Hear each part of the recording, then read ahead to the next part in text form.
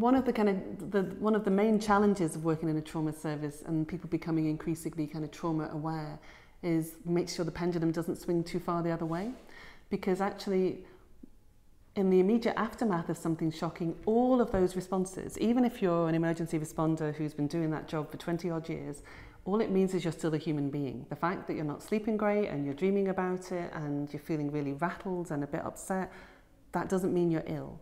So if you're noticing that somebody is not themselves, you know, or you yourself aren't sleeping great, or you're thinking about it a lot more, the key message in that early stage and later is to try and tolerate the upset rather than avoid it, and to trust your brain. That if your brain is bringing a memory back into your awareness, either at night or during the day, it's trying to do that because that work needs to be processed. You know, it's only doing that as a favor. Human beings are information processing machines. Stuff happens to us, we think about it, we learn from it, and we file it in our memory bank. And PTSD is when that process of sort of assimilation is blocked because the content of it is too emotionally upsetting, or we just can't make sense of it. It doesn't make sense, whether that's a bombing of children at a pop concert, or there are some experiences that we just can't quite compute, and that's why the sort of memory doesn't get properly processed. So the key thing is to not get frightened about being emotional, and to see that as being a human, understandable response that you're going to survive, and to give the thing some time. If you're dreaming about it and it's coming into your head, then you need to talk about it. If you're not a talker, you could try writing it down, or you could just give yourself some time to think about it. So they're the golden rules for post-traumatic stress and how to kind of manage them. Ostensibly, that's what we do in treatment.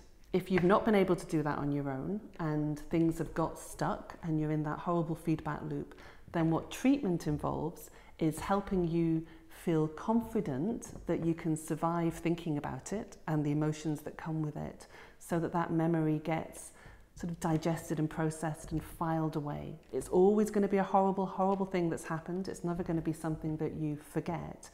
But we tend to use, it's not here at the front of your head all of the time. It's kind of filed away with everything else, with all the other memories. So the good news is that we have really effective treatments for post-traumatic stress. I mean, sometimes people get depression after a trauma exposure too. But for both of those things, you know, we have very effective treatments for PTSD, for depression and for anxiety. And so it's about going to see your GP and asking to get referred to your local mental health service. There can be a wait, and you know, that's not great, but that's the way it is. But all across Scotland, there will be psychological therapists, both psychologists and nurses and social workers, who have been trained in providing what we call these evidence-based treatments. There was a big drive by the Scottish Government to make sure that there was good training for PTSD across the whole country. So there should be somebody in every health board, a number of people in every health board, who can deliver treatment for PTSD. The key message that we spend a lot of time saying to people is, please don't struggle on.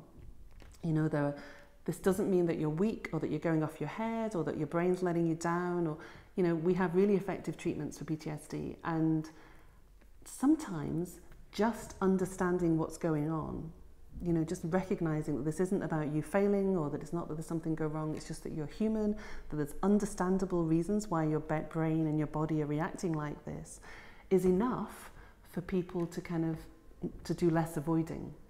And if we can help people understand what's going on and give them some techniques to manage their anxiety and their distress, you know, simple things like progressive muscular relaxation and breathing exercises, then if people can do that, then actually they sometimes allow themselves to think about it a bit more, and then the natural kind of process happens in and of itself.